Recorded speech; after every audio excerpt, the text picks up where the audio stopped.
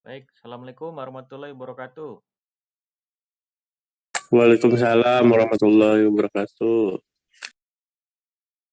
Untuk materi kita ya, pertemuan ke-14 ini kita ya.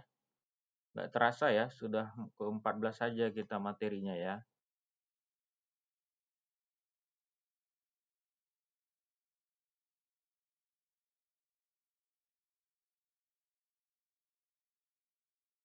Nah, untuk PowerPoint-nya bisa terbaca, bisa terlihat. Kelihatan, Pak? Oke, baik. Materi kita tentang pengambilan data, analisa, distribusi peluang ya. Jadi peluang ini merupakan istilah ya probabilitas kemungkinan lah ya. Untuk tingkat kemungkinan terjadi kejadian di mana dalam bentuk angka ya. Nah, penerapan teori yang peluang menjadi suatu yang sangat penting ya pada hubungannya dengan masalah ketidakpastian karena kan peluang ya. Kemudian dalam konteks peluang ini kemungkinan kejadian dalam suatu percobaan ya, kita mempunyai kesempatan yang sama misalnya untuk terjadi gitu ya. Ini ada rumusnya, rumus peluang. PE itu adalah peluang terjadinya kejadian, M itu banyaknya kejadian, dan N banyaknya semua kemungkinan ya. Ini rumusnya untuk peluang. Kemudian ini ada contoh ya. Contohnya misalnya kita melakukan percobaan pelemparan sebuah dadu ya. Pelemparan sebuah dadu. Oh sebentar, ini ada rumusnya tidak kelihatan. Oke. Saya coba off lagi, kemudian masuk lagi ya. Ini sudah kelihatan? Ini rumusnya yang tadi ya, saya balik. Ini rumusnya. Udah Pak. Ini Pak. Terlihat ya. Oke, ini rumusnya ya. Rumus peluang terjadinya kejadian sama dengan banyaknya kejadian dibagi banyaknya semua kemungkinan ya. Nah, ini contoh percobaan pelemparan ya, sebuah dadu.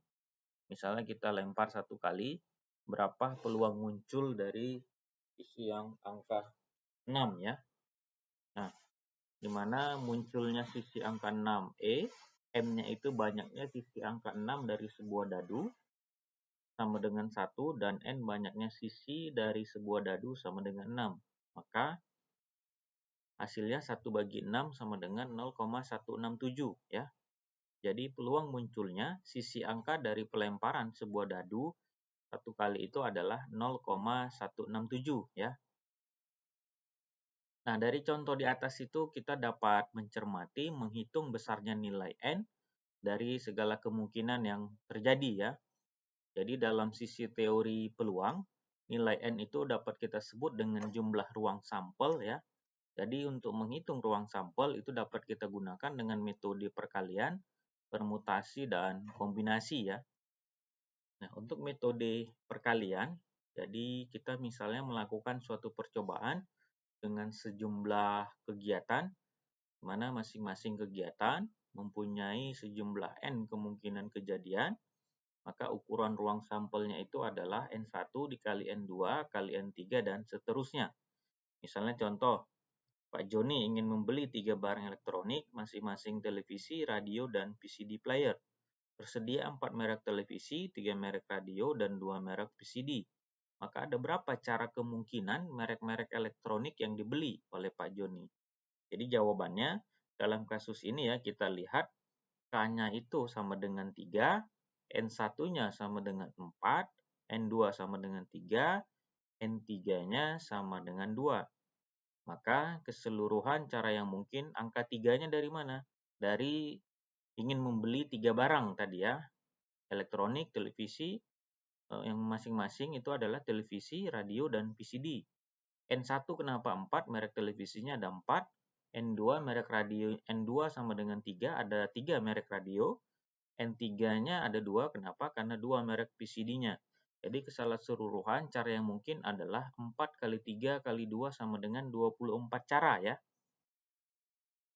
Kemudian kedua dengan menggunakan metode permutasi. Ini merupakan metode perhitungan jumlah segala kemungkinan dari kejadian gabungan. Ya, permutasi letak susunan objek memberikan arti yang berbeda ya. Jadi susunan AB tidak sama dengan PA. Nah, ini rumus permutasinya. NPR sama dengan N yang disuruhnya garing N kurang R ya. Nah, ini contohnya. Apabila sebuah kelompok belajar ya, terdiri dari 5 orang, dipilih 2 orang sebagai ketua dan wakil ketua kelompok, kemudian dalam berapa cara ketua dan wakil ketua bisa disusun penyelesaiannya, karena dalam kasus ini A dan B tidak sama dengan BA, maka susunan 2 orang itu bisa dibentuk dari 5 orang yang mengikuti ya. Jadi rumusnya tadi sudah ya, NPR sama dengan N bagi N kurang R, ini dimasukin semua. 5, 2, hasilnya adalah 5 kali 4 sama dengan 20. Kemudian metode yang ketiga adalah metode kombinasi. Ini merupakan jumlah semua kemungkinan yang terjadi pada percobaan dengan pengambilan R objek dari N objek, di mana antar elemennya tidak dibedakan ya. Di mana dalam hal ini AB sama dengan BA. Ini rumus kombinasinya ya. Ini rumus kombinasinya. Nah, untuk contohnya, apabila dari 5 orang tersebut dipilih 2 orang sebagai utusan kelompok, maka dalam berapa cara wakil tersebut dapat disusun. Nah, ini catatannya AB sama dengan BA ya. Penyelesaiannya, dalam kasus ini AB sama dengan BA, maka susunan 2 orang utusan tadi bisa dibentuk dari 5 orang mengikuti rumus kombinasi. Jadi kita masukkan rumusnya, hasilnya dapatlah 10 ya.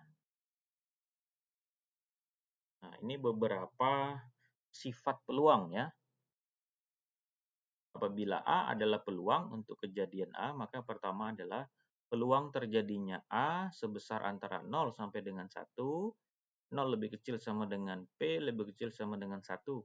Nah, apabila peluang terjadinya A mendekati 0, pada kejadian tersebut kecil kemungkinan untuk terjadi. Sedangkan apabila peluangnya mendekati 1, berarti bahwa kejadian tersebut hampir pasti tidak untuk terjadi. Kemudian, nilai peluang komplain dari suatu kejadian itu adalah 1 dikurangi peluang kejadian. PA sama dengan 1 dikurang PA. Misalnya peluang muncul mata dadu 1 pada pelemparan sebuah dadu 1/6, maka peluang munculnya mata dadu bukan 1 atau adalah 1 kurang 1/6 sama dengan 5/6. Ketiga, sifatnya adalah jumlah dari semua peluang yang mungkin terjadi dari suatu peristiwa itu adalah 1 ya. Nah, kemudian yang keempat adalah PA irisan B sama dengan PA tambah B kurang PA gabungan B. Inilah merupakan sifat peluang. Nah, sampai di sini ada yang mau ditanyakan, silahkan. Sekaligus diaktifkan videonya ya. Sambil untuk kita rekaman absensi ya.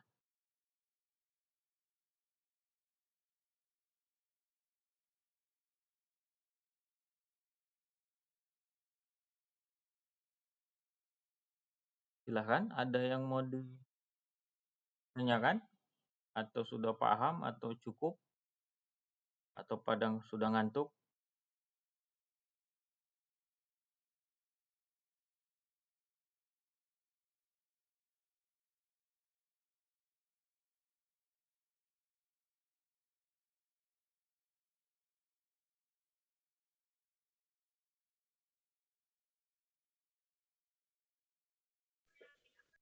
Silahkan, ada yang lain? Ada yang mau ditanyakan? Cukup?